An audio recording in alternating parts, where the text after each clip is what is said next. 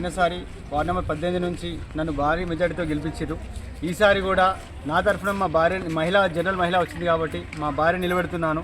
దయచేసి ఈసారి కూడా మేము చేసిన పనులు ఏంటిదో తెలుసు, ఎంత డెవలప్మెంట్ చేసామని తెలుసు. కరోనా వచ్చినా ఆ టైంలో కూడా మనము కిట్స్ పంచడం కానీ డెవలప్మెంట్లో కానీ ఎటువంటి దాంట్లో కూడా దేంట్లో రాజీ పడలేదు. ఇంకా కొందరు ఉన్నారు, వాళ్ళు తెలిసి మాట్లాడుతున్నారు, తెలియక మాట్లాడుతున్నారు తెలియదు. ఫస్ట్ మన ఏరియా పైన అవగాహన పెట్టుకొని ఇంతకుముందు ఇప్పుడు ఎలా ఉండే ఇప్పుడు ఎలా ఉంది బిఫోర్ ఆఫ్టర్ ఫొటోస్ కొన్ని చూసిన తర్వాత చాలామందికి తెలుసు సంగారెడ్డిలో బాబానగర్ వార్డ్ నెంబర్ 18 దర్గా ఎల్బీ నగర్ న్యూ బాబానగర్ ఎన్ని చేంజెస్ వచ్చినాయో.